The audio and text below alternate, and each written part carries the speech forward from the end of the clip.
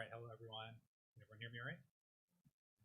All right, well thank you so much for joining us tonight for Undercurrents, Filters of Climate Change, presented by DAP, Flagler College, and Crisp-Ellert. For those of you who don't know me, my name is Brendan Rivers. I'm the lead reporter for DAP, which is a digital first project from WJCT Public Media in Jacksonville today, focused on climate change, how it's impacting Northeast Florida, and what's being done. And if you're interested in getting original in-depth reporting on climate change and learning about other events like this, you can sign up for our newsletter after the event at adaptflorida.org. My co-moderator tonight is Crisp-Ellert. He is a Keenan Distinguished Professor of Art History here at Flagler College. Chris and his students, two of them sitting right here next to me, they came to me with the idea for this event, for this partnership. And Chris and his wife, Julie, who isn't here with us tonight, she runs the Crisp-Ellert Museum. They really made all of this possible, so I really want to thank you guys for all the work that you did. This is a really cool, exciting event for me.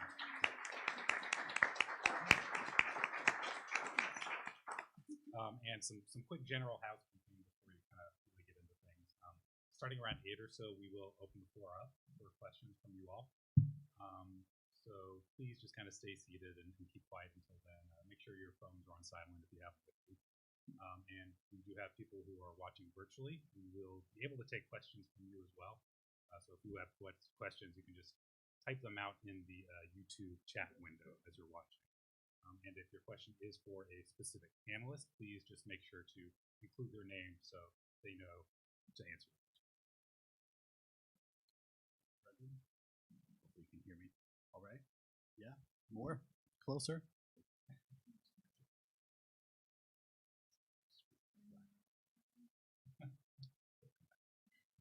Thanks everyone for being here. I really appreciate it. Thank you, WJCT and Brendan, for collaborating, especially my students. I'm joined by, I think, a prestigious panel. Some of my favorite people on campus who are here tonight. I'll introduce each of our panelists. We're joined by Barbara Blonder, who just wrapped up her 19th year as a full-time professor in natural sciences in the Natural Sciences Department at Flagler College. Her current research focuses on coastal dunes and how things like storms and sea level rise are affecting those ecosystems and the animals that call them home. Barbara also has been a member of the St. Augustine City Commission since 2020. We also have Lori Lee up here with us. Lori is a Keenan Distinguished Associate Professor of Anthropology at Flagler College, and her research focuses on materiality, memory, and medical practices of African American and indigenous cultures. Her work also explores how climate change and human activity are impacting cultural heritage. Leah Sandler joins us today from Orlando. Thanks for coming.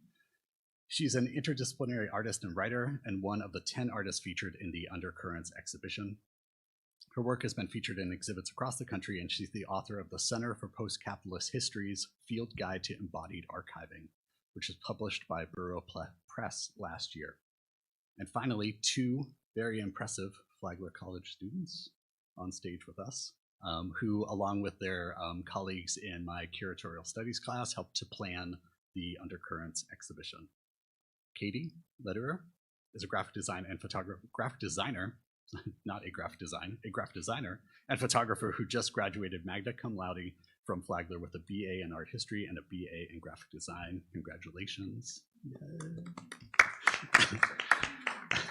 During her time at Flagler, Katie received several awards and scholarships, including Distinguished Student Award for the Art History Department and Best of Show at Flagler's Graphic Design Portfolio Show. Shelby Fox is a St. Augustine, Florida native and an upcoming senior at Flagler, double majoring in public history and art history, and minoring in anthropology. Shelby is a member of the National Historical Honor Society. I have that right. And after graduating, she plans to pursue her master's and doctorate in art history. So thank you all for being here tonight. Thanks for coming.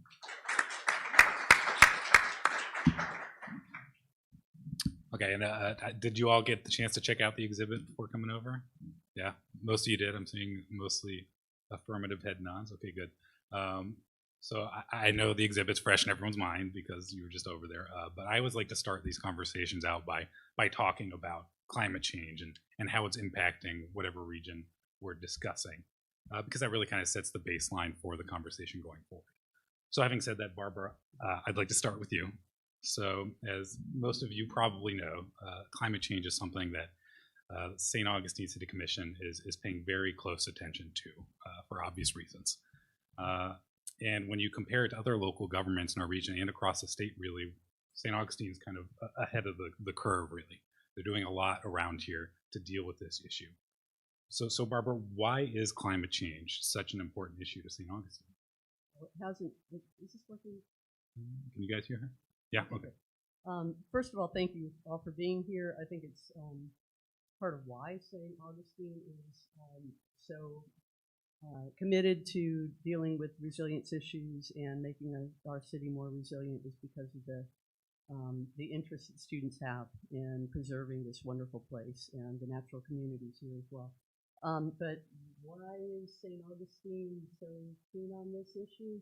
Hasn't rained in a while, but if it had, I'd be wearing my waders, my knee boots, because as you know, this street right in front of us, Sevilla, if any of you have been here very long, if it rains even half an inch, it pretty much floods. We are, as the city manager likes to say, I think Miami is at 11 feet above sea level and we're at 8 feet. So if you think Miami has problems, think about 3 feet less. So I'm not great at memorizing numbers like that, even though I'm a scientist, but it's somewhere in that ballpark. So we really have issues with especially sea level rise and more intense rainstorms, more intense storms in general, for all the reasons that are contributing to climate change and contributing to warmer atmosphere. Warmer atmospheres hold more water, and so we get a lot more water coming down from skies, and then we also get a lot more water coming up through sea level rise. So we're getting hit in both directions. And can you tell us a little bit about your research as it relates to these issues? Yeah, I could tell you a lot about it. And I've just been really fortunate to be awarded a research sabbatical to spend the fall semester really focused on it. But it's a continuing research. I really went out. I used to be in fire ecology. Oddly enough, I worked for the Nature Conservancy before coming here. So I'm really interested in ecosystems and the what we call disturbances. So storms, floods. Even if you want to say volcanoes, I mean, any kind of disturbance that can change an ecosystem, set it back, including human disturbances. And so I originally started looking at, I see a couple of my colleagues over there in the GTM Research Reserve, at the fire ecology out there in the dune ecosystem, which wasn't well known. And then as corollary to that, I also used to work on gopher tortoises in my previous life as well. So we were out there and saw a lot of gopher tortoises and gopher tortoise burrows, so we mapped those, and then boom, we got 2 hurricanes in a row, Matthew and Irma. And so that presented us with a real opportunity to see how the gopher tortoises in that ecosystem responded. Did they get washed away? Did they get entombed in their burrows? Or were they climbing up to the tops of the dunes and riding it out? We really weren't sure. So that was the research I just completed and published a year ago or so. And then on top of that, those hurricanes also gave us the opportunity to think about what they eat. They're herbivores or vegetarians, and all of their food got pretty much buried with both of those storms. And so that's the research I'm working on right now. Gopher tortoises are keystone species, which means they harbor as many as, or up to, in 350, I believe, known other species that live in their burrows.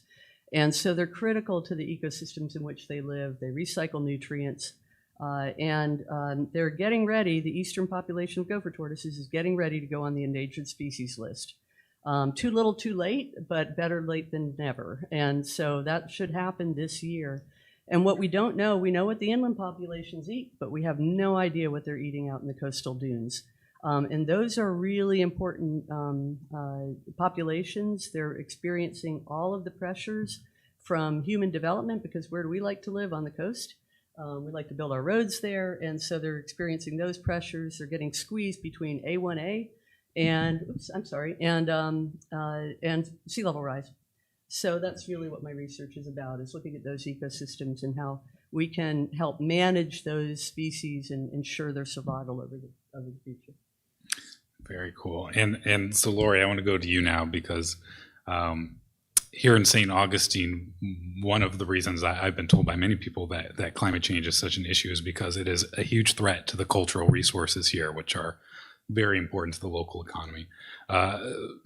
And so to start, I'm not sure everyone knows what cultural resources means in this specific context.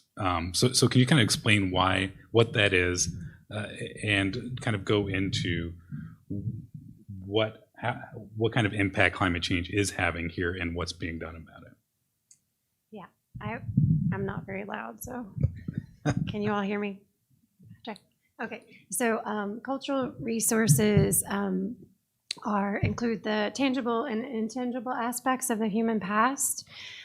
So these would be things like buildings and structures, but also include things like landscapes and resources for science.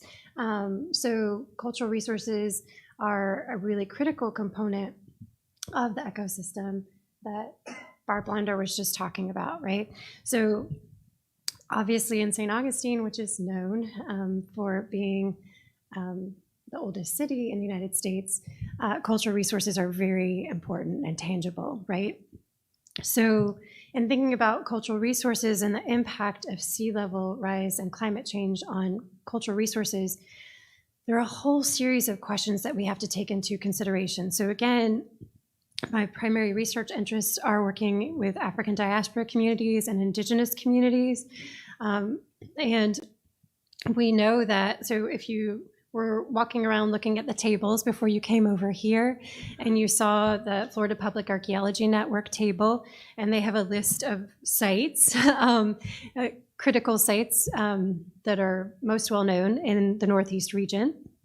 And they're almost all right along the coast, right? And a lot of those are things like Fort Mose, the first legally sanctioned free black settlement in what became the United States, Nombre de Dios, Fountain of Youth, all of these things that are really early examples of multicultural communities, right? In addition to the indigenous past. So we're interested in looking at the intersection of those with the impact of climate change. A lot of those sites too, if you're from St. Augustine, the Castillo San Marcos that bring in lots of visitors and lots of money to our economy are right on the coast. And as Barb Blonder was saying, if it rains, so one of our students last semester, you could tell it was their first semester, they sent me an email in week 1 of class and they said, if it rains, do we have class? And I thought, oh, you're not from here, are you? And I'm not from here either. This is my 8th year in Florida, but you learn quickly that, yes, we do have class, and yes, it means you wear waders. But I'm interested in the cultural impacts, so sort of the cultural reasons behind that. So looking at the cultural resources and landscapes and helping people understand how these things are interconnected. So for example, where we're sitting right now at Flagler College, was a hotel, as you know, built by Henry Flagler, industrial railroad magnate. But in order to develop this property, and he was a developer, he needed to fill in the northern part of Maria Sanchez Creek because this area would flood. So he did that by purchasing some land and dredging that land, and that land is where Fort Mose is today. So you've got land from this. So people say, why don't you do excavations on campus? Well, it's disturbed land, right? And then the impacts of that, because one of the projects that I'm working on is at Fort Mose, there is a creek that is a result of that dredging that's impacting and has eroded away what was the southwest corner of the second fort that was occupied out there. So we're seeing impacts of human impacts and climate change coming together to result in critical impacts to our important sites, right? So Fort Mose, for example, will be underwater. It's estimated within 50 years. So part of my own research is to look at impacts of climate change in St. Augustine, both at Fort Mose and at GTM NER as well. So I'm part of a project there that's looking at is trying to test out this model that's been developed by my collaborative research team, which includes Florida Public Archaeology Network, and a number of researchers from several different institutions. The lead of that project is Sarah Miller, project lead, who's the Northeast Director of FPN. Emily Jane Murray is the collaborative lead. So it's a collaborative science grant that is looking at how do we work with stakeholders, right? So how do we work with, for example, we're working with the Gullah Geechee Cultural Heritage Corridor, and we're working with the Seminole to make sure that we're helping, that we're not just going out there for research purposes and finding out what we want to know, but how do we protect these sites? How do we identify these sites? Who becomes aware of these sites? Who has access to that information of where they're located?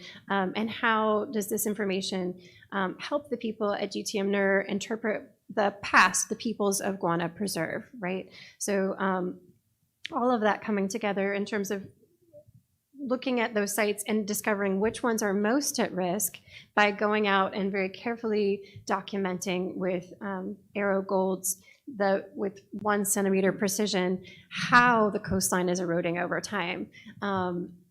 Using predictive modeling developed by Dr. Lindsay Cochran at East Tennessee State University, right? So a very large collaborative partnership between researchers across several states, looking at how we can test out this model that we've developed at GTM-NER, and can this be applicable to other NER properties, right?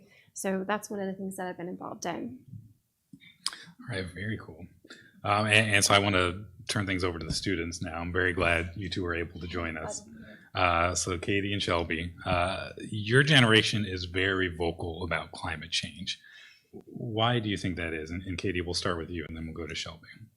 So the term climate change is, I guess, a fairly new term. I see like a lot of different ages across the board, and it used to be called global warming, and then before that it was Keep America Beautiful. But we're really the first generation to have fully lived in the climate crisis and not really known anything else. And we're going to be the ones to deal with it, with the decisions of the past. So. Well, and going off of what Katie was saying, is our generation, we're looking towards the future for us, and as well as our future generations growing up. We want to be able to live in a place that we know will still be here in 50 years. So it's very important to us, because we would like to have a future and have maybe our future kids know and recognize species and climates as well as environments that we know and cherish today. I think I remember hearing someone refer to the climate crisis as a ball of tape. Like, it was broken, and then one generation slapped a piece of tape over it, the next slapped a piece of tape over it, and they just passed it to us and said, "Good luck, guys." So. And as someone who is regularly reading about climate change and writing about it, it can be pretty disheartening. Do you two feel like you're optimistic about the situation, or no? No. With the way corporations control means of production and with the way populations are going, I'm not super optimistic. Every greenwashing attempt that's gone on, it's just done more damage. I'm sure everyone remembers the crying Native American riding a horse over a mound of trash, but they probably don't know that that entire campaign was funded by Coca-Cola because they didn't want their logo associated with litter. And then Al Gore tried to popularize the term global warming, but turning off your light bulb isn't going to save anything when they're pouring billions and tons of trash into the ocean every year. Well, and going off that, growing up in Northeast Florida, you read news articles and investigative journalistic articles that go into corporations here in this region, and you hear that they're using loopholes, which we also have a piece, if you saw, called Loophole, so it's kind of ironic. But we see loopholes that these corporations are using to get away with things such as dumping toxins into, for example, the St. Johns River. And so even at home, you see these issues, and when it hits that hard, you're like, wow, then this is going across the nation, if not the world. So I'm not too optimistic, but I do know that our generation is going to try the best we can. So I was reading in one of the books from our curated library at the exhibition, over the past 1,000 years, 50% of all trees on Earth have been cut down, and in the past 100 years, that makes up 75% of the trees that were cut down. Not very stoked about that. Hate to be downers. Yeah, sorry guys. well, on that note, let's talk about art. Let's talk about something a little more uplifting. So, Chris. Maybe I'm recalling many debates in our classroom about my relative pessimism and my students' optimism. So maybe I've turned you somehow. So to give you some context on just like the exhibition project, so I teach a class called Curatorial Studies, right, in which the idea is like we talk about the theory of putting together exhibitions, and then we put together an exhibition. So this particular exhibition, the genesis was like last fall. I had a couple research assistants, and we were thinking about like flooding as a kind of motif in art history. And we were just, kind of thinking through different ideas of how to approach this, like as a research project. And then I went to my colleague Patrick Moser, who's in the back taking my picture currently, who was organizing the Finger Mullet Film Festival. And I was like, well, what if my class put together an exhibition, right, sort of like involving film and photo and video, sort of in collaboration. So in the fall, we developed this kind of call for artists on the theme of flooding. And then spring semester, I think I want to say we had like 125 submissions of film, video, photographic work, all kinds of things. I mean, it was up and down, right? The spectrum. And then basically sort of like hand everything off to my students and then manage a kind of 3-ring circus to like get to the end of the semester. And the results, right? Like everything we see in the exhibit, including this event, right, is because of their organization, right? And just their thoughtfulness. So I wanted to ask them a question. What did you work on? What was your favorite part? Sure. So I was part of the curatorial team, and basically what I worked on when you go into the exhibit is the main text when you walk in that kind of sets the thematic representation of the exhibition and kind of gets you in that mindset, looking at all of the different pieces. That was actually a lot of fun, I'll be honest, because that's kind of what I'm looking to do when I graduate and get out of postgraduate school. Is to really, I guess, do exactly what our class does. And I enjoyed the whole process, honestly, seeing it come together, seeing your own writing with your fellow classmates actually posted in an actual exhibition was probably one of the most exciting things to see all that hard work come true, and look amazing. And but I was also really excited about what you kind of worked on with design. So we kind of divided up the class into different departments, and I was on the graphic design department and worked on the branding. I made the little booklets that are the little zines that are in the exhibition, and the pamphlets, some social media posts, and the posters. So that was fun. Well done, lady.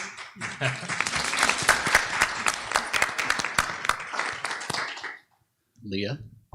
Hi. Yeah. Hey. What's up, everyone? I was wondering, could you tell us more about your project? Because what we're seeing in the exhibition, right, the Center for Post-Capitalist History has this like larger manifestation kind of throughout your artwork. Can you talk a bit more about that? Absolutely. So the Center for Post-Capitalist History is a project that I had started in grad school. It actually started out as a conceptual writing project called the Archive of Scarcity.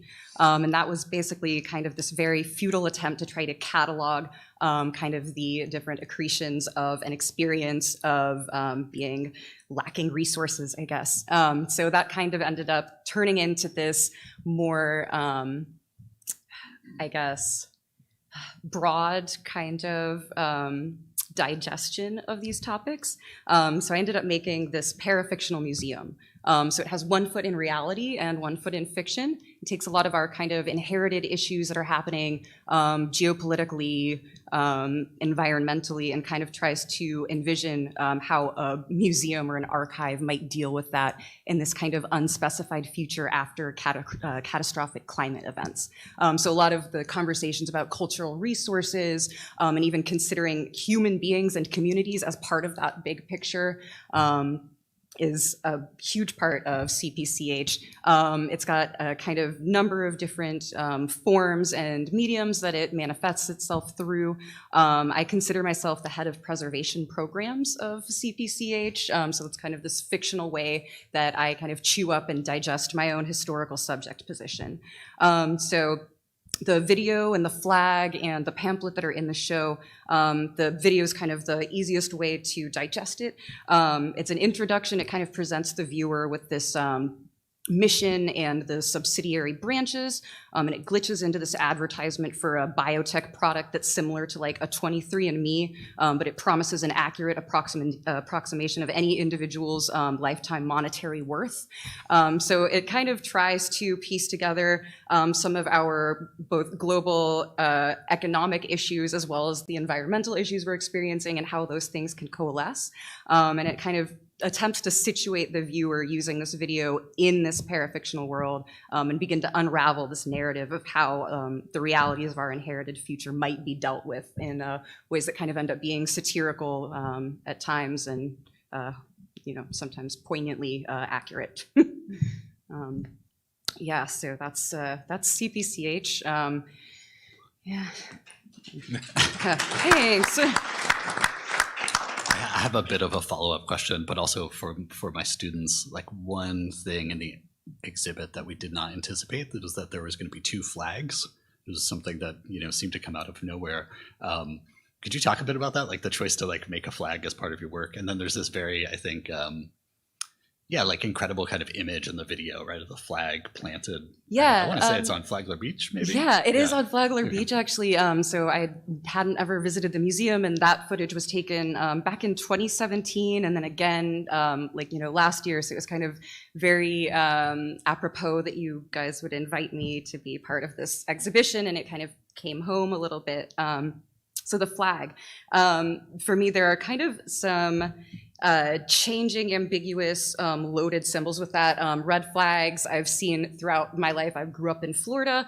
They're hurricane flags. They're also just this kind of overarching symbol of, like we're in trouble, something is happening. And then there's also kind of been this interesting, I feel like, confusion with the color red, and it has this ambiguous kind of loaded political meaning on kind of either end of our given binary political system.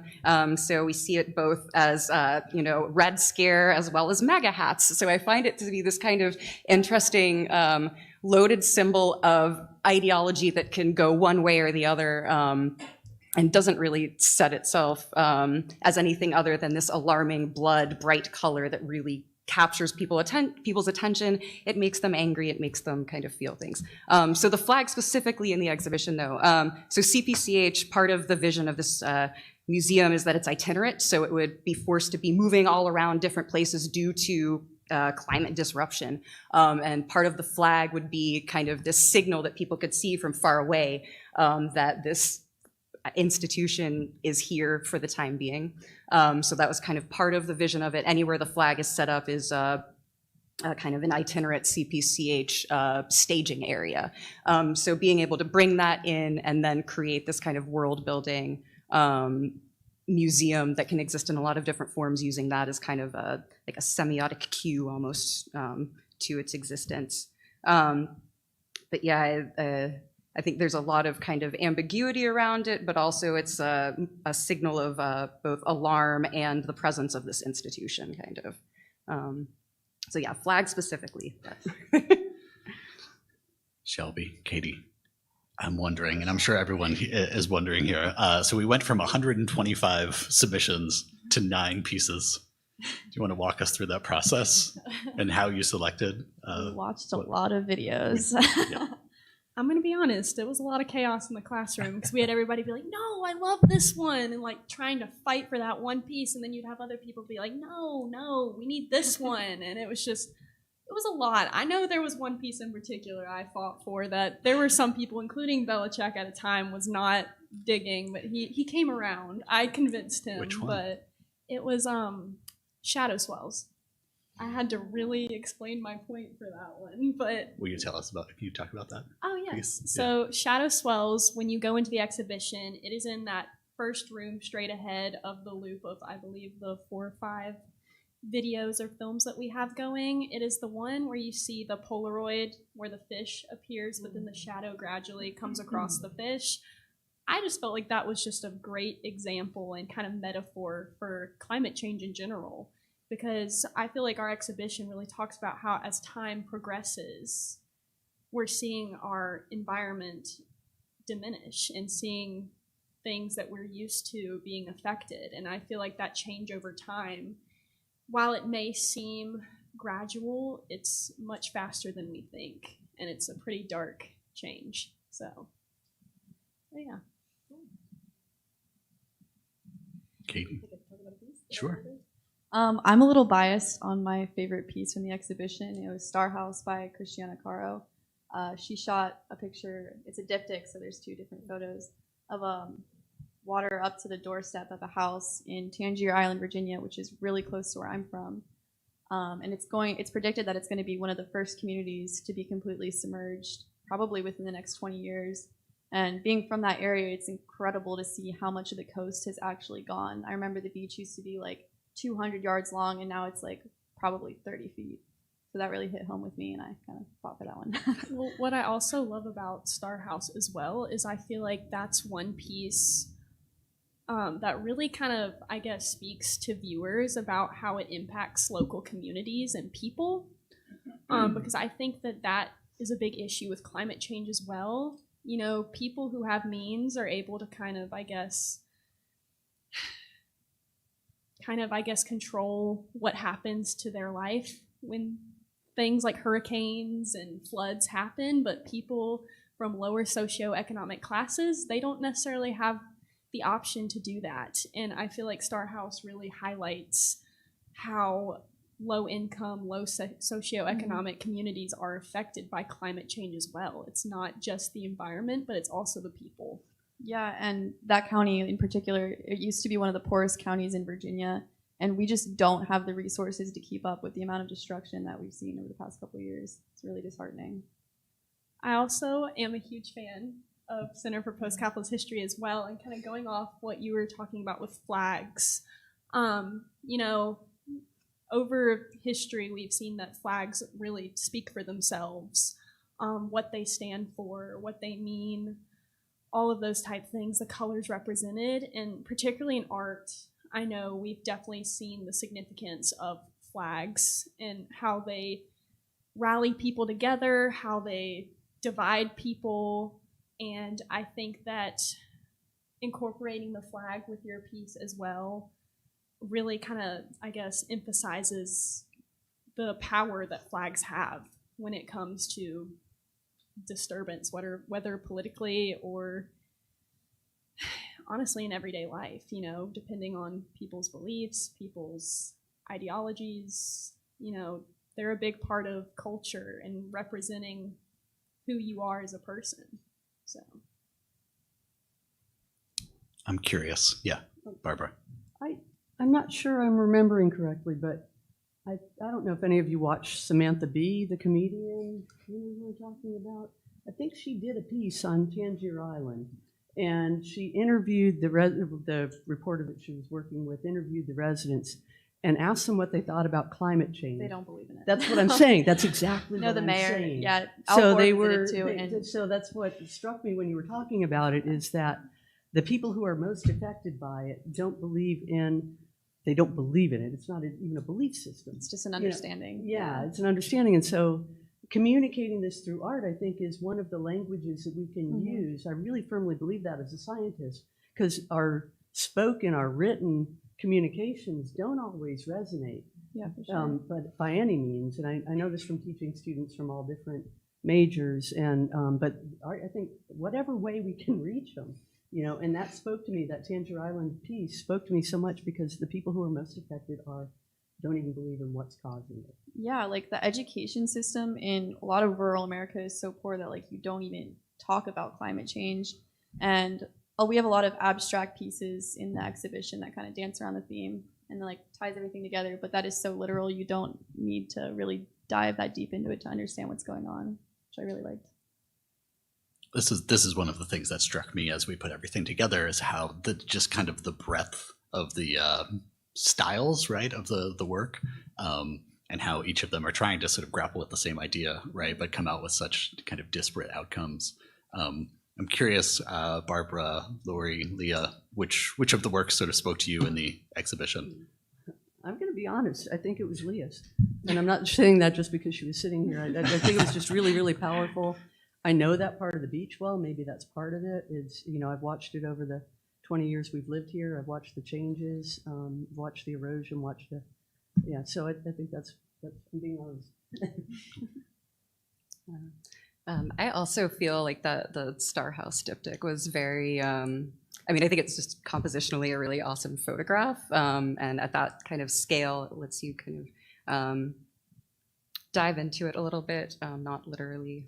And yeah, I think I agree with everything that you guys said to contextualize that. I find that piece to be really powerful. And also, like, I don't know, something about a still image that doesn't require the investment of time with video that can kind of, I think, present itself as a little bit inaccessible to certain audiences that aren't well versed with interpreting contemporary art. Like a still image, a photograph that's really striking and simple and on its face digestible within that first couple of seconds, that is a lot of the time the only attention span people will have for a work of art. I think that's really powerful. So I'm a big fan of things that can be taken in like that, like a very on the face of it quickly, but then also, given context, provide a little bit of a window into other experiences. But there kind of has to be that punctum to get you into the piece, and I think that definitely has it.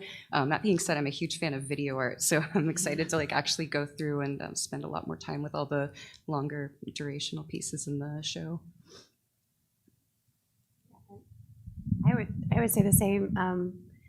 I was engaged with several pieces for different reasons, but for the same reasons you were saying. I find your work so engaging and complex and provocative.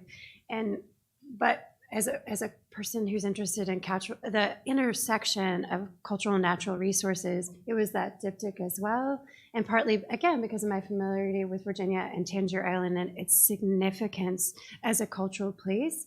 It is a historic fishing community. It's on an island. It's a place where the oldest type of English language that the Hoy-Toiter accent. Yes, it is in terms of language. Those intangible aspects that we talk about of cultural heritage exist, right? And so the loss of that, and again, that's because it is on an island. It has been isolated historically.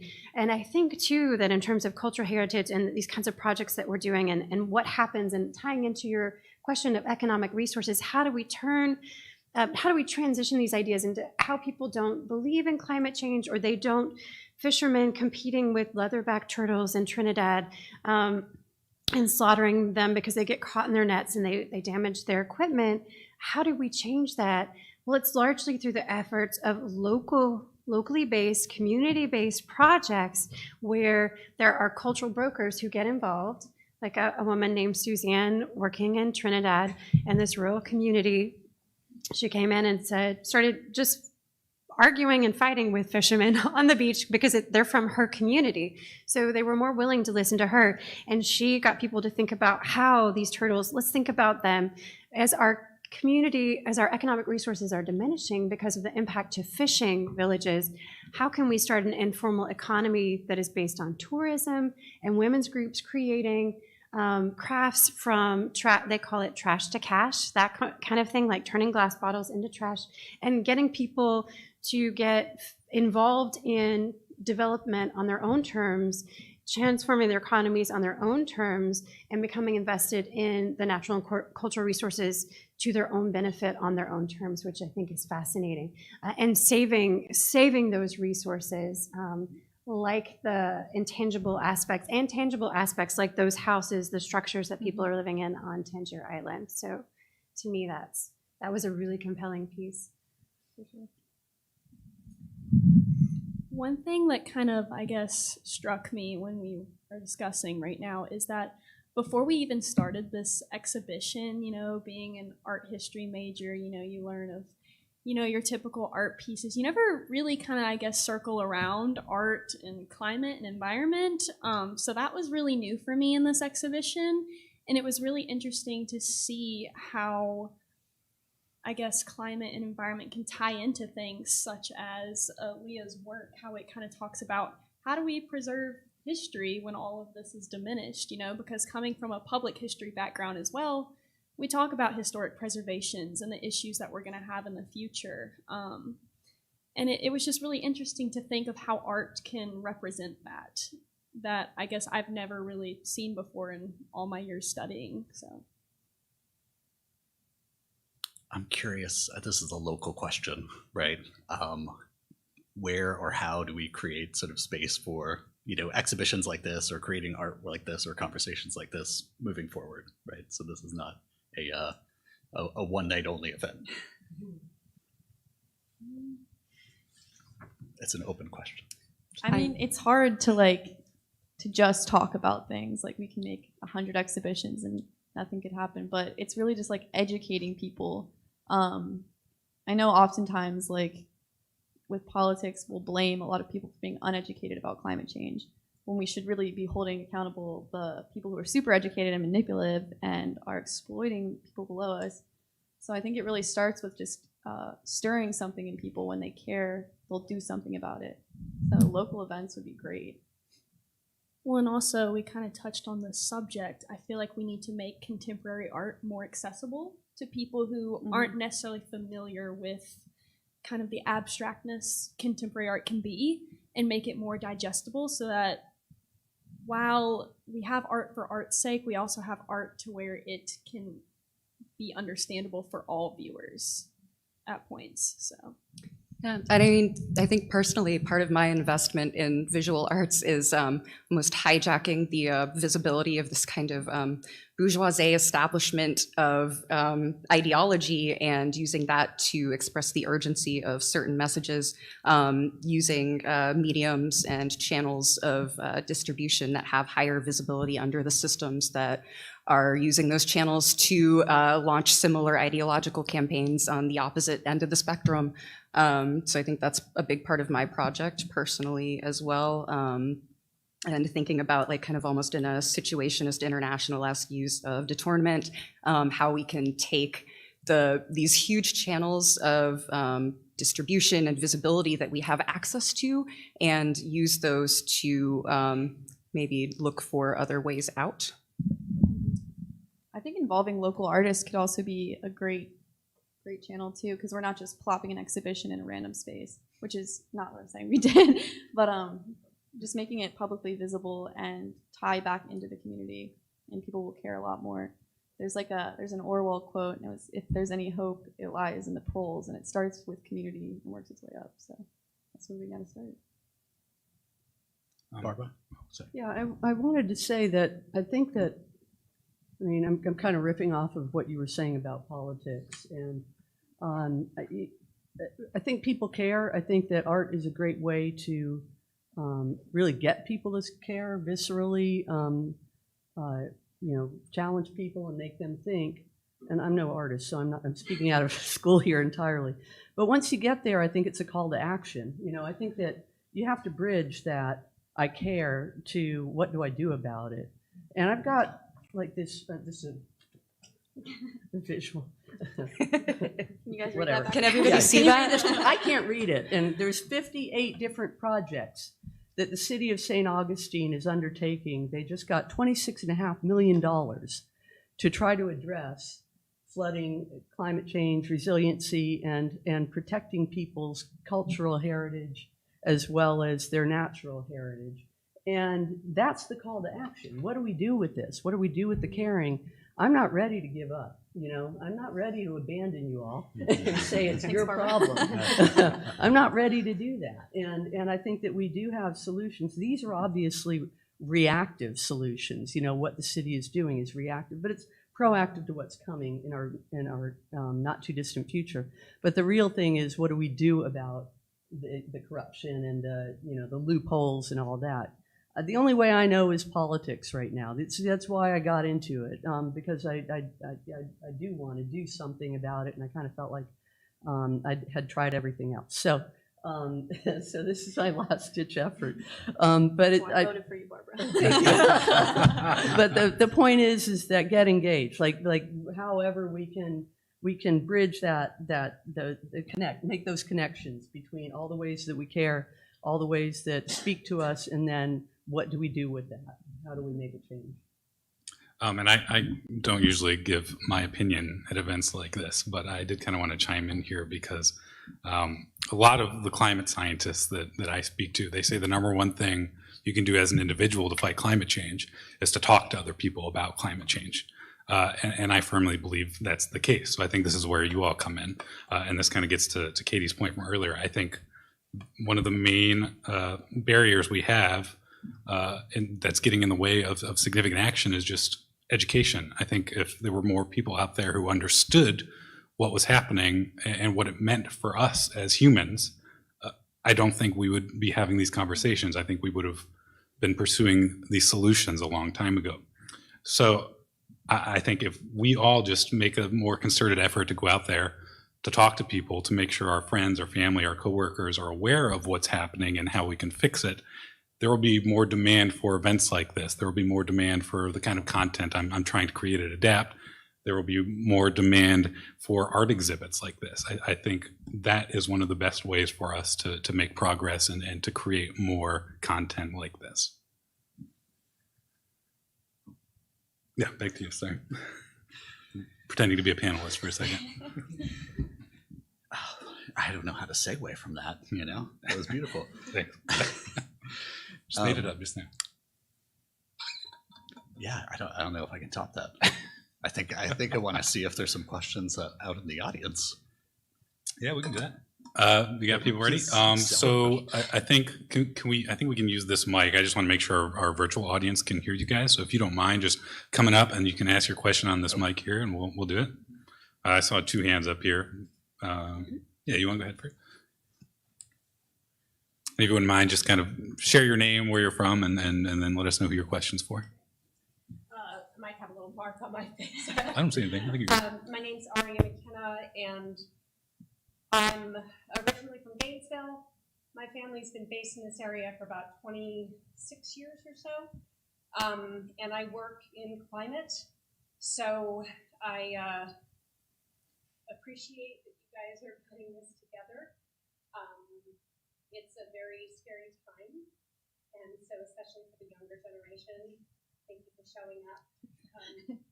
And so that's just a little background, because my question kind of connects to this, is I've been working with scientists around the world who have,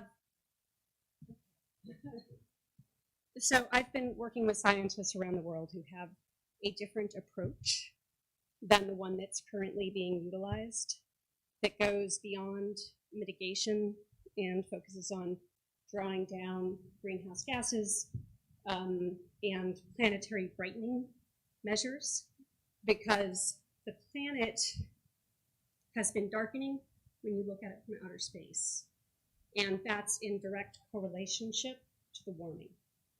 So those issues haven't really been addressed by the international community. It's very complicated. I can't get into the depth of it right now. So that's just a little background for my question, which is, with what the city of St. Augustine is doing, I'm wondering if they have anything in there that focuses on brightening measures, like even painting rooftops white, for instance, would be a helpful thing people could be doing everywhere. We have a number of sustainability initiatives that would include that. Yeah, anything to lower the urban heat island effect. Yep. Yeah, anything to reduce that. And I hope to see those start to be implemented in our building code. They're already in our comprehensive plan. So I hope to see more of that. Okay, and I would love to follow up with you. I'm sure I have additional questions about, and I look forward to learning more about what's being done. Yeah, thank you. I would actually call people's attention to a website that I think, I don't know if you want to bring that up, but the city does have a pretty comprehensive website, and I'm going to call out Jessica Beach, who's our Chief Resilience Officer, and the entire team of staff that have been so successful in doing so much with so little in such a short period of time. But this, if you go to this website, that's a place to start.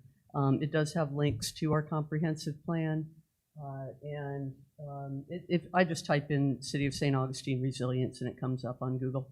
But there are, if you scroll down a little bit, you can see all the different categories and programs and funding and all this other stuff. Yeah, and so there's just a wealth of information in there. It's a central clearinghouse. It's a great place to start. Yeah. Sure. I was just going to ask you to go back to that thing I went to in Jacksonville. You're talking about statistically, how many people believe in climate change and how many don't. And it's really like 10% who are hardcore don't believe in it. Do you remember those statistics? And they were very encouraging to me about talking about climate change. Because I think we all feel like, oh, most people don't believe in it, so I'm not going to talk about it. But it's actually a much greater percentage. Yeah, so the question has to do with polling, looking at where people stand on their beliefs about climate change. And I don't know the numbers off the top of my head, but I do know they basically put people into 5 different categories. One is extremely concerned about climate change. That's like the high end. And then the low end is dismissive, like they don't think it's happening. And basically what the data shows is a very, very small percentage of people that don't think it's happening, that dismiss the science. Mm-hmm. Most people are on the higher end of that spectrum where they understand it's happening, they understand humans are causing it, and they understand that it is an issue we're facing. And I think that's important to know because I think a lot of people are kind of afraid to have conversations about climate change because they assume the other person is likely to not believe in it. And that's almost always not going to be the case. Is that what you're asking about? Yeah. Sorry, I don't know the exact numbers off the top of my head, but I think it was 8 or 10%. It's very that. The rest, there was a spectrum. Mm-hmm. So there are more of us out there. Way more. Yeah. If you talk to someone about climate change, you have like a 90% chance that they at least understand that it's happening and it's a problem. I saw this quote recently. It was like, we should stop asking people whether or not they believe in climate change versus if they actually understand it, because it's not Bigfoot, it's science. So I thought that was funny. Any other questions? Yeah. Yes, and apologies in advance. Focus is kind of a 4-letter word for me.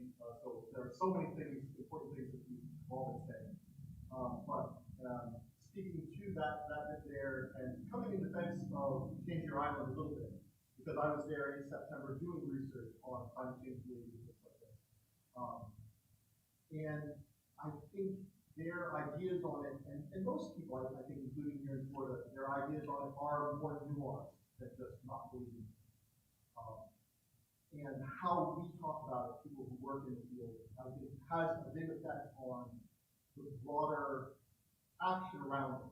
Because I think that what I've seen is people disbelieving in climate change is often used as a reason not to help. And because of that, I think that hardens the belief at the same time. So in Change Your Island, they are looking at these figures of not being able to exist without intervention in the next 20 years. But they're seeing people say, sorry, there's no money for it. So they're in kind of catch-22 as far as their belief. If they believe in climate science, then they have to abandon their existence that they've lived in for 7, 8, 9 generations. So I think the way that we talk about it when we work on it has to also embrace those nuances. So that was one thing, and I guess I'm interested because so many of you work in art, which I believe should be a big part of this.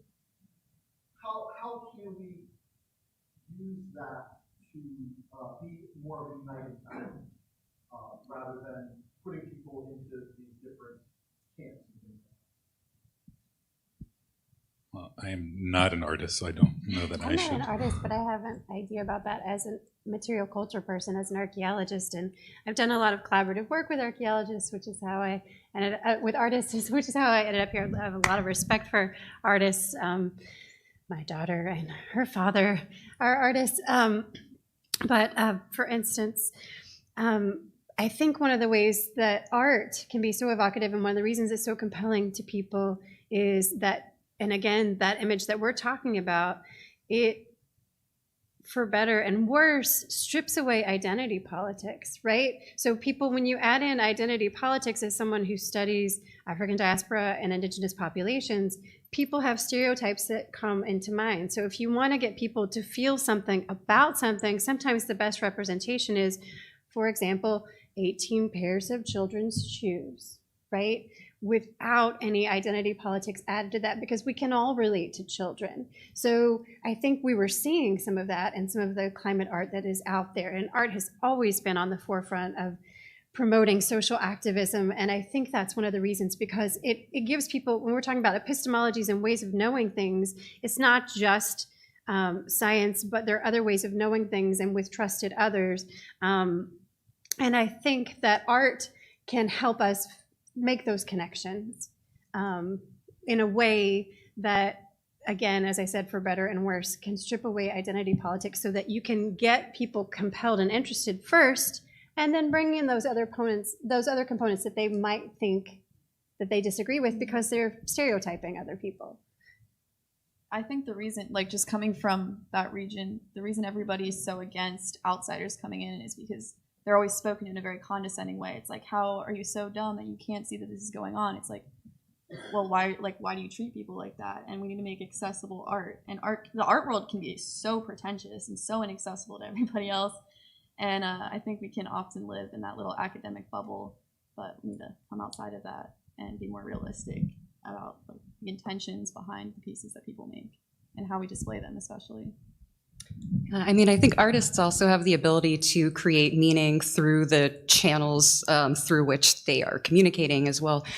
So it might not even be about directly communicating this message. It might be about how you cloak the message. Also kind of considering not just artwork in terms of fine art or stuff that you'd see in a gallery or a museum, but considering visual culture and all of the images that are kind of being circulated that are causing people to believe certain things about climate change, which things have access to the higher distributed channels. So for instance, like just how much airtime a certain news channel might have to present people with stories and opinions that go against kind of this more dense, less approachable research. So as an artist and being somebody that thinks about human desire and images and how I can present, meaning in that one kind of instance, like how something as huge as the Anthropocene or kind of human-engineered climate change could be presented to people, and also how people are kind of considering their own relationship with these things. I'm thinking about the idea that carrying around glass straws is going to do anything to stop BP from continuing to poison the oceans is kind of farcical, but kind of getting to the nitty-gritty of it, I guess, and showing people what the actual relationships are could be powerful. I don't know.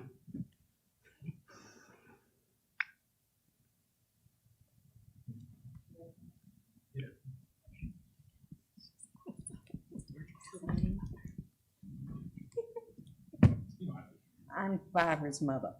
I'm going to embarrass her, I'm sorry. I'm interested in getting the ideas across to the population. This is all fine and good, but this is a college. And some people would be intimidated to come to the college to listen to something as important as this, because obviously it affects everybody. So I would think that maybe we could go to places of worship. I don't know if that can be done.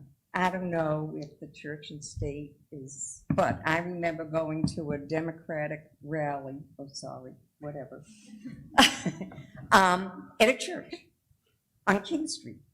And it was very interesting.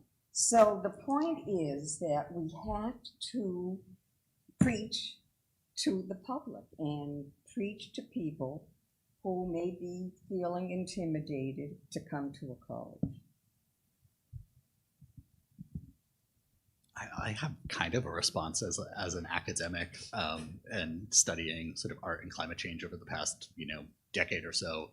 I know one thing that I've shifted in my sort of scholarship is to be much more of a public writer, right, rather than sort of an academic writer who sort of publishes in journals that nobody reads, right. I think that's like an important part of this conversation, right, is kind of shifting the focus of where you're putting the energy, right, in your research into the public. And I will say, I'm from Jacksonville, obviously not St. Augustine, so I'm not as familiar with what's happening down here as I am with what's happening up there. But I will say there are a lot of churches that are doing a lot of work on this. I know iCare, which is this group of churches of all different faiths and denominations around Jacksonville. This year, I think they've made their priority issues related to flooding. So they are working hard and they are putting pressure on local elected officials to take action on these kinds of things. And I know I went to, I can't remember which Catholic church it is, but one of the big ones up in Jacksonville, and they had invited a climate scientist to come speak and talk about climate change and the issue. So I think there are a lot of religious groups that are really starting to make this a priority. Well, and another thing I feel like people can do as well is look at your representatives, look at their stance on climate change, and know your understanding of climate change, and vote based off that. Mm-hmm. The ballot is a very powerful thing, and I think that we need to really start focusing, particularly in our youth, how important voting and becoming a licensed voter, registered voter, how important that is to this country's future, not only environmentally, but in so many aspects. And looking at who is giving them money to run their campaigns, because the majority of people who are denying climate science, they're sponsored by the Core Brothers, they're sponsored by Shell, BP. It's ridiculous.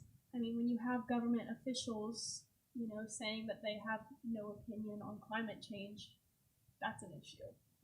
That's an issue because those are the people making decisions for us, and we need to start making those decisions ourselves with the ballot box.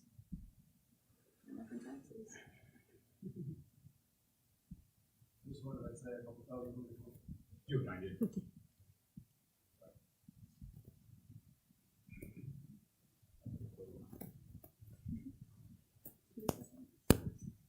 My name's Iolani Holusky. I'm actually native from here, and I grew up watching St. Augustine change and shift.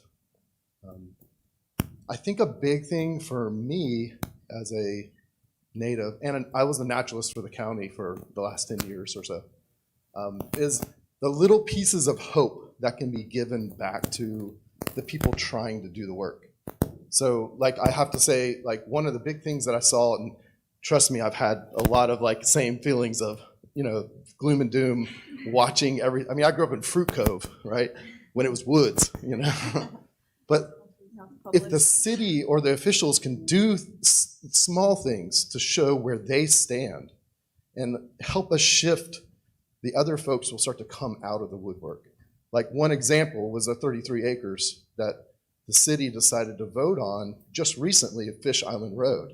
And that started with me and a couple other people just walking it, looking at the natural things, pointing out some of the edibles and medicinal plants, those kind of things. And it got so many people on a social media platform. It was 700 or 800 people just joined quick. And then they proposed it. Hey, why don't we make a passive park? And it wasn't that much. I don't know what happened behind the scenes. You know a lot more than I do. But stuff behind the scenes, something happened, and immediately they're like, okay, let's do it. And I think if we can start to talk and stand up and do those things, not chain ourselves to trees, none of that. Those days are in the past. But actually come out and advocate for our natural communities. I mean, the turtles, the trees, they're all part of the natural communities. They're part of us. And without them, we don't survive. It's just the flat truth of it. The other thing I would say is, I'm an artist, by the way. My background is Savannah College of Art and Design, Bachelor's in Fine Arts. I'm an advocate for art as well, balancing arts and science. So that's what a naturalist is. It's a balance of arts and science and bringing those two together on the same field. But go out in nature. If you're an advocate of nature, don't sit inside a classroom. Go out and visit it a lot. You will be inspired. There will be stuff that will come to you that will, lack of a better term, speaking from nature. You'll be able to bring in the voice of nature. That's all I gotta say.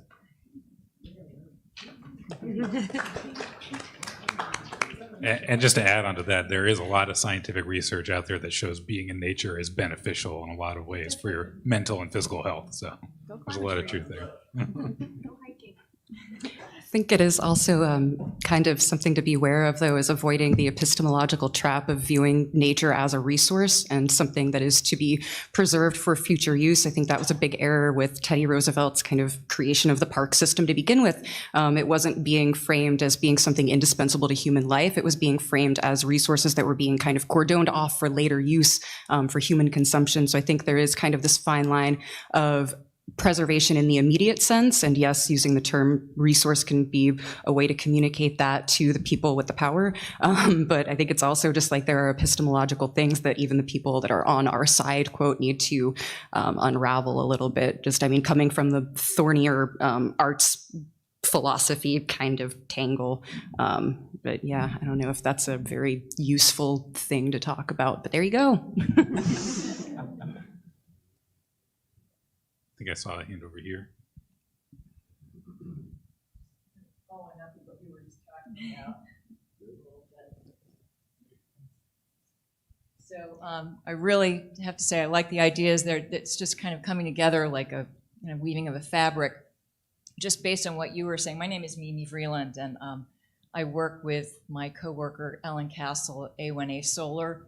My background is in landscape architecture. I've done a number of programs here in St. Augustine over the last 26 years and really seen it change. I'm not a native, but my daughters are natives, and I really think that watching my two daughters grow up, one is more scientific, she's a numbers girl, and the other woman is an artist, but just watching how they're the same thing on a lot of levels, because everything you've been talking about tonight has to do with the powers of observation.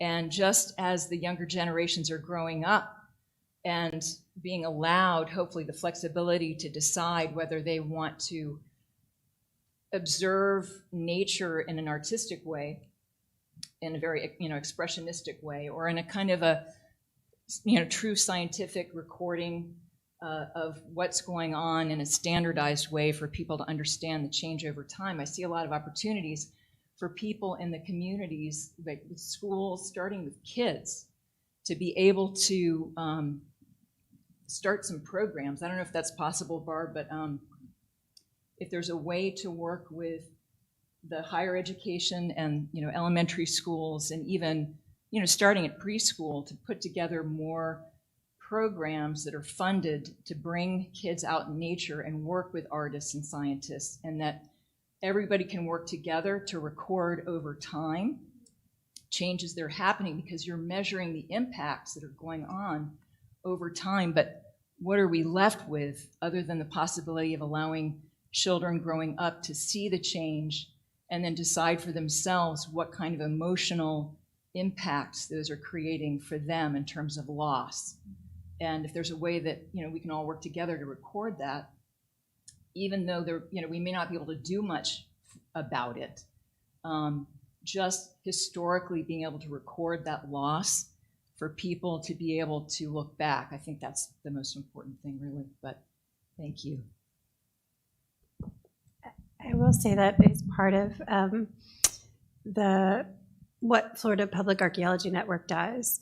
They do a lot of monitoring. They have a citizen science project that they started Heritage Monitoring Scouts in 2015, and it was a 6-year project, and it's ongoing in terms of training folks to get involved and do science.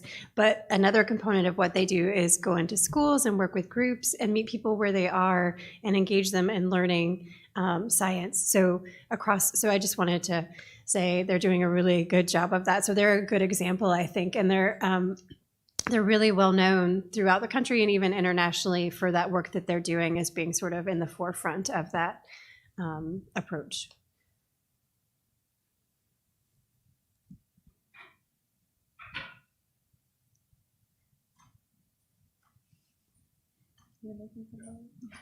I feel bad. I should have brought this to you. I'm sorry. Hi, my name's Nick. I live here in St. Augustine. I work in food and beverage. So it's 2 questions, but they're kind of part and parcel. Do you have any opinion, any research done on things we can do in food and beverage to help with climate change? Because it's a very, very wasteful industry. I'm constantly trying to innovate. If you have any suggestions, I'm always open to it. And I would, if you could talk to the importance of, or whether or not you think it's important. I'm vegan. I think that living a plant-based lifestyle and moving towards that is ultimately not the only thing that's going to help, but it will be a big thing that helps. Mm-hmm. So if you could answer both of those, that's all I got. Yeah, I would say that if I may, food waste is one of the biggest contributors to methane, for example. And anything that we can do that's actually something that's on my priority list. Gainesville has just implemented some really progressive, I don't know enough about the details yet, but they, as a city, have targeted food waste comprehensively. And so what they're trying to do is redistribute the unused food to people who need it, which in this in this time and age right now, especially with food prices and everything else so high. So food waste, I think, is your biggest lever. And if there's anything I can do, if we can have a conversation about how the food and beverage industry and the city can work together to try to crack that nut, I'd love to do that. Yeah, absolutely. Okay, great. Thanks. This is kind of like controversial to some people, but if you want to start doing something immediately about climate change, stop consuming animal products as much as you can, because industrial agriculture is the leading cause of greenhouse emissions. I think it's 80% of greenhouse emissions. And monoculture is stripping our soil. We can't sequester the carbon that we're releasing. It's ridiculous. And we're cutting down the trees so we can have more cows to feed more people, to keep having kids and giving them meat. It's good, but it's not good for us. Well, and going off that note, I was thinking of the same thing. The United States is one of the top nations who raise cattle. We're one of the top cattle industries in the world, with Brazil as well. And like you were saying, having industrial farming and having people not wanting to give up meat because of the taste and all that is a big issue. And like this whole controversy of people kind of making fun of the fact that cows do emit methane. Cows fart. Yeah, they do, and it is an issue. It's not just, oh, well, everybody does it. No, it's much greater than that, and I think it needs to be realized. Makes more. And the majority of plants that we grow in the United States is for industrial agriculture to feed livestock, and that can be going to people who actually need a lot of food, who need food. Anyway. I'll say that the topic is sort of out of my jurisdiction, right? But an anecdotal sort of responses. I was in Berlin a couple weeks ago, and all of the cafes participate in this program where they use reusable cups, right? So you pay an extra euro, you get a cup that you can exchange at any other cafe and just kind of reuse it seemingly endlessly.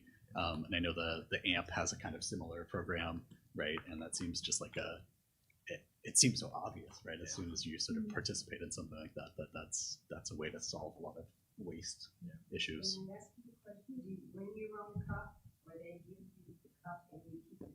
They give you the cup and you keep it. Yeah. And then to that point, just since you brought up Germany, if I'm not mistaken, implemented a tax on meat consumption to try to dissuade people from consuming meat to, cut down on it.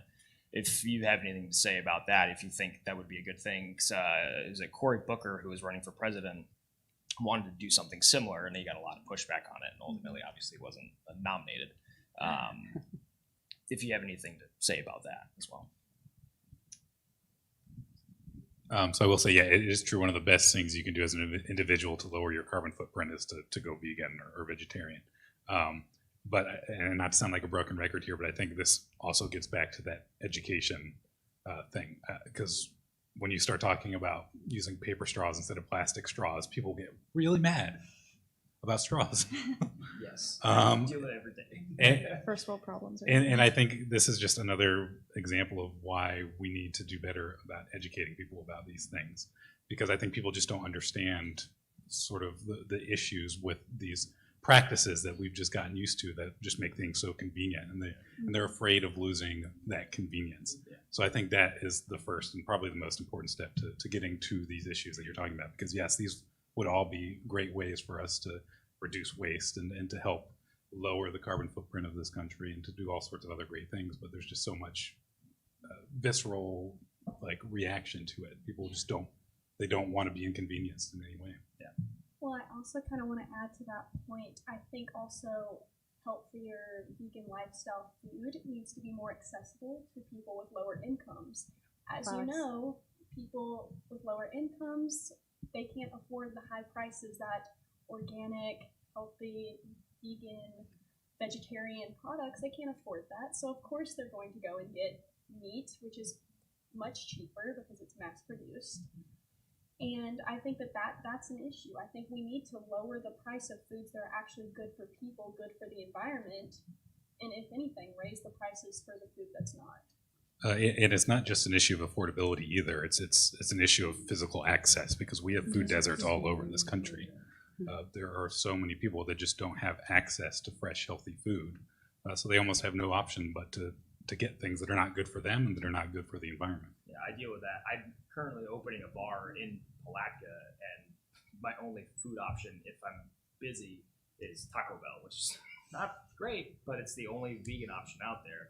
But I went to a sushi place the other day. But to that point, yeah, food access and the accessibility in food deserts is a major issue. When you see it in the UK, they've gotten a lot of pushback on it, but Burger King recently made a singular location all vegan, and I think it was a trial run. They're doing it for a month, and they got a lot of pushback on it. They're like, "Whoa, I want my freaking burger! I want my Whopper!" And it's like, but just get the veggie one.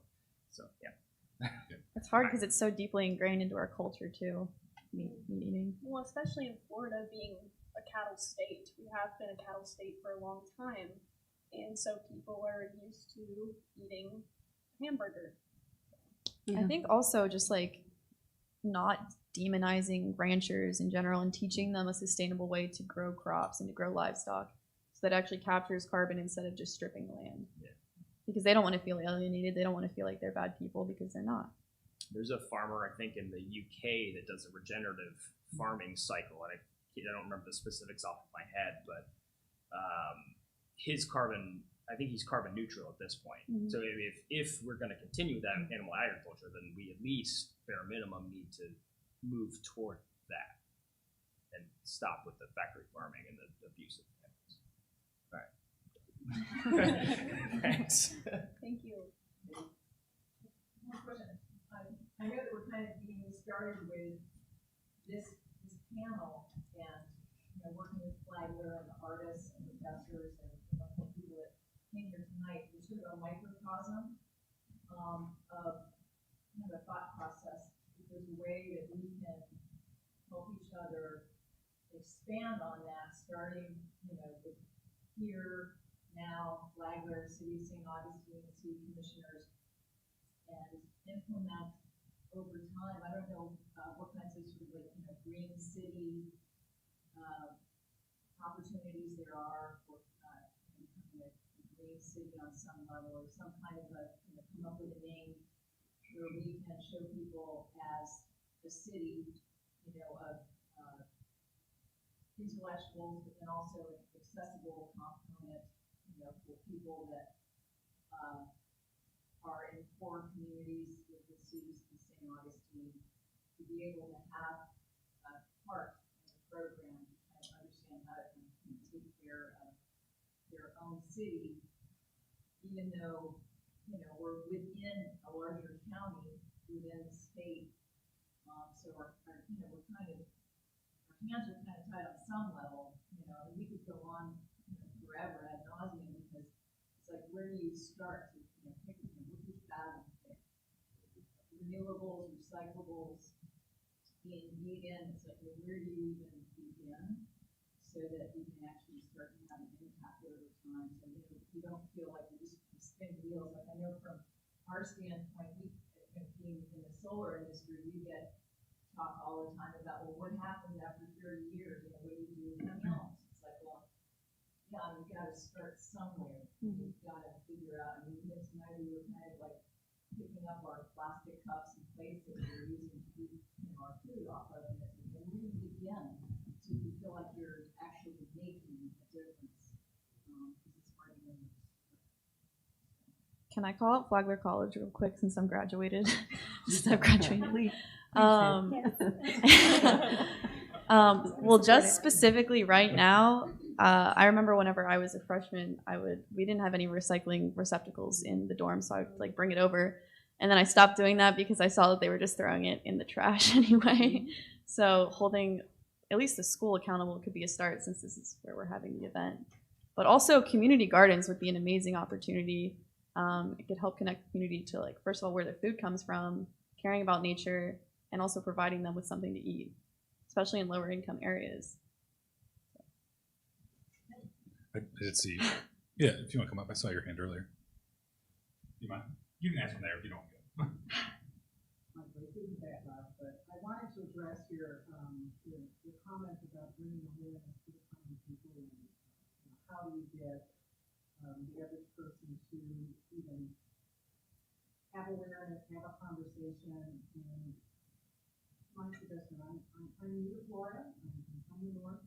I came here primarily to hear what is going on about climate in Florida, because that's an issue. But I went to Jacksonville's farmers market in Riverside, and I was quite, and I love farmers markets, and I go wherever I can.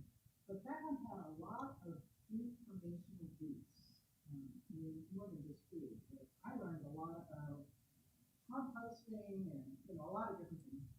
And just wanted to suggest that, you know, maybe more about this topic could be provided in a farmer's market, because all kinds of people are farmers.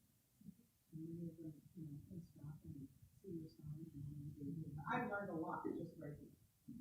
Even about me. I have no idea that you contributed to this. Secondly, regarding changing the eating behaviors in Wellington, my son lived outside of Philadelphia and was selected to be an urban farmer in a very independent town. And part of that was educating the community. And it was sponsored by, you know, a philanthropist who had this organization who said, just plant the food and give it to the community. And so it was in a low-income neighborhood, and we were doing all kinds of things. And that is just another suggestion, and you know, part of the many different countries we talked about areas that you have on resilience to support urban gardens. It also just gives you such a sense of pride too, to grow your own food. It feels so good. And I think that would connect people back to the community more and caring about what happens to it in regards to the effects of climate change. Was it the Riverside Arts Market you were talking about? Yeah. Yeah. I love Riverside Art Market. If anyone's ever in Jacksonville hasn't been, go check it out. I think it's every Saturday. Yeah. There's a farmer's market. I can't remember. Is it every Saturday? Yeah. At the St. Augustine Amphitheater as well. So if you'd like to check that out, It's a fantastic. Hugo's Muffins. I think it's interesting also framing all of this from like a mutual aid perspective. So something where rather than it being from a charity perspective where you're some kind of like overlord philanthropist giving to some community in need, rather you identify your own community, you meet those needs, and then you have a long-term stewardship with these actions that kind of keeps that as a cycle going in the community, rather than this kind of like one and done like industrial magnate style Rockefeller like philanthropy. That's, I think, I don't know, just like rethinking those paradigms might be a way to change the way that this kind of, the whole conversation has cycled for the last 20 years. A citywide composting program would be awesome. Wait a minute. Okay, we have one. We have one, and we gave away, I think, 50 compost bins for free in the first 2 hours or within the first day. So we're there. She You got missed one. it. There's It's Evan. coming back. But we do have one, and we're expanding it as we go. Awesome. Yeah. Yay. I was going to say too, yeah, I think going back to your idea about getting the schools involved earlier on, again, we were with students on a study abroad in Trinidad, and we went to a rural community matlot. We went to the schools, and they have a teacher who teaches agriculture. So the class that we were working with, they were teaching them about primary tillage, secondary tillage. And so the students were actually each taking turns rotating in and doing that from the very beginning all the way to the end, all the way to market, with plants and also, with animals, with chickens, so that they learned how to raise chickens and, yes, slaughter them, which our students were very upset about. But then taking them to market and figuring out, again, getting people invested in that process. So they were learning from a very early age what this process is like and what it means for them, which would be nice to see since, maybe it could replace, since we can't read anything right now in Florida, we could do agriculture in our classrooms. I think we might only have time for one more question. So if there's anyone who hasn't posed a question yet, I want to make sure to give you an opportunity. Do we have anyone else? Yeah. I heard somebody say that down in Flagler County where I'm at,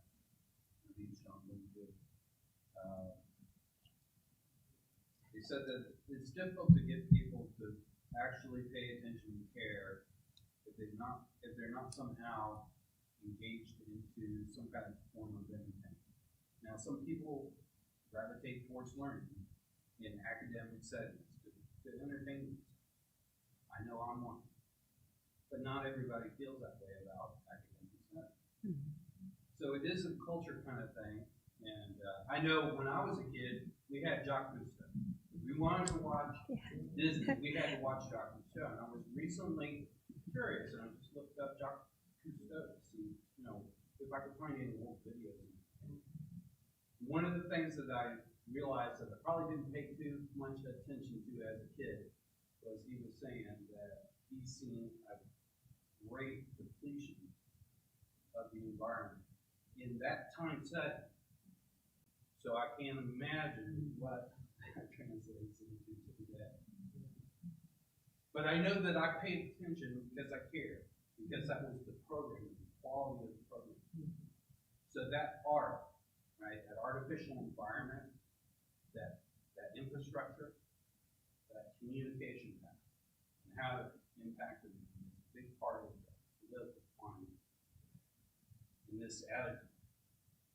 Because there are some people that are kind of rural kind of folks.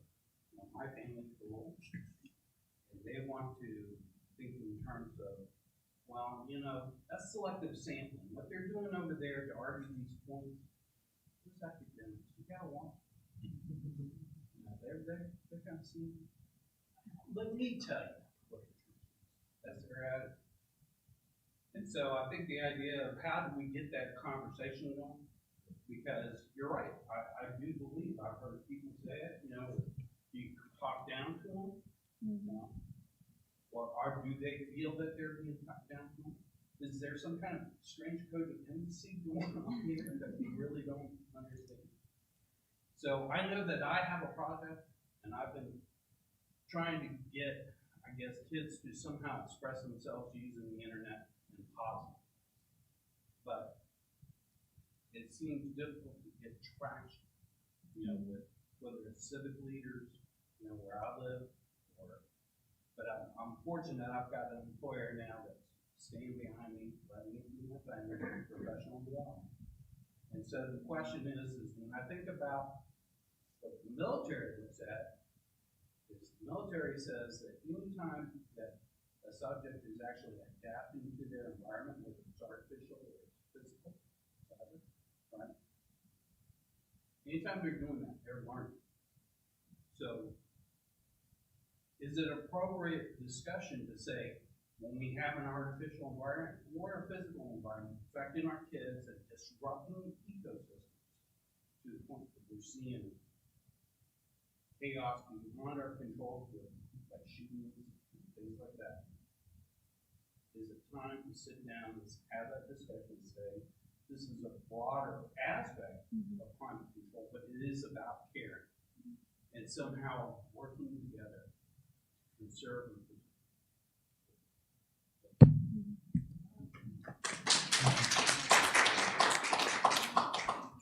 My mom calls it a come to Jesus meeting whenever you have a conversation with someone you don't agree with in a respectful way.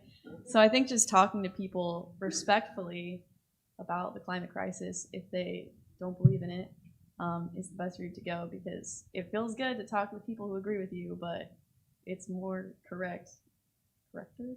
I swear for degree, to speak with people who you don't.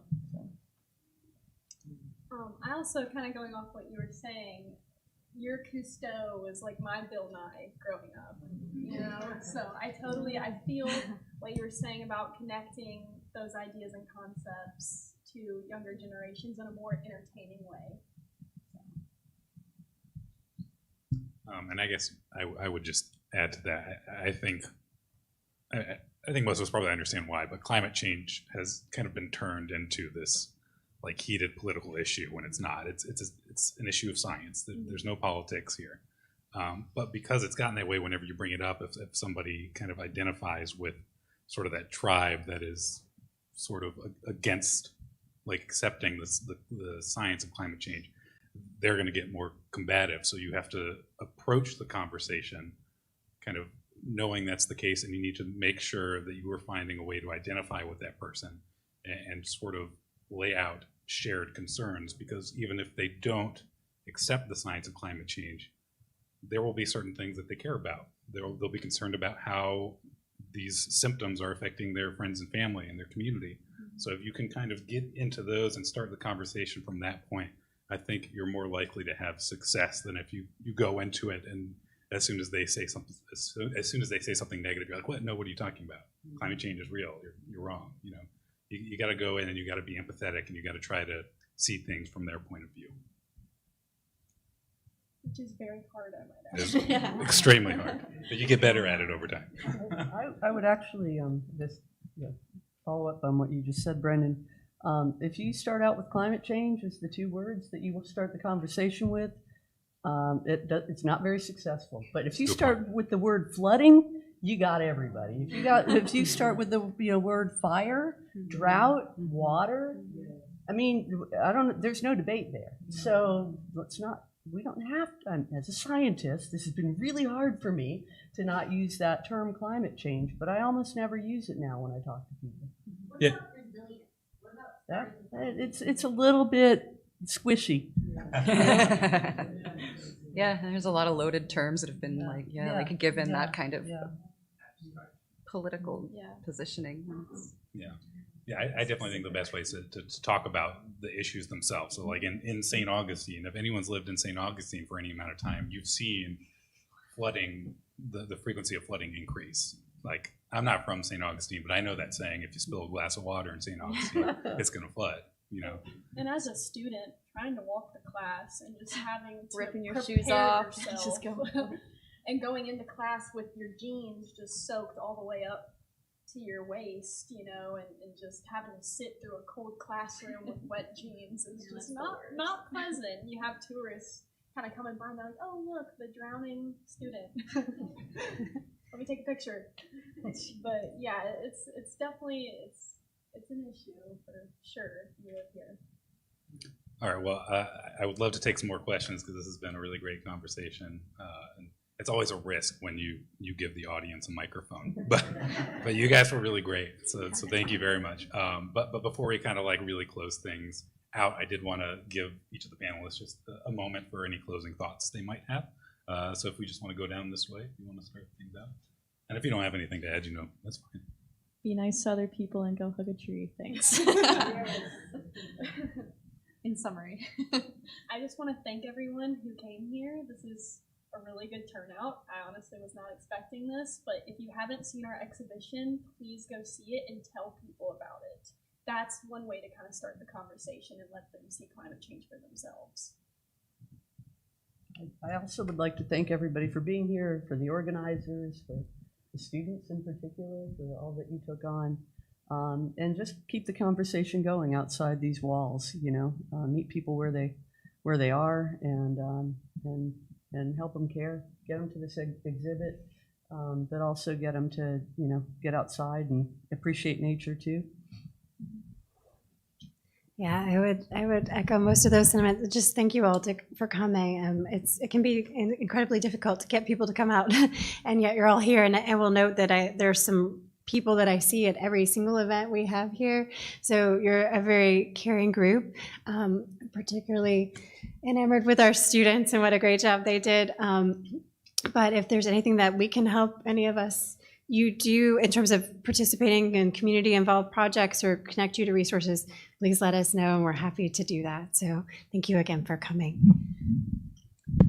Thanks, y'all. The human scale of time exists within the geological scale of time.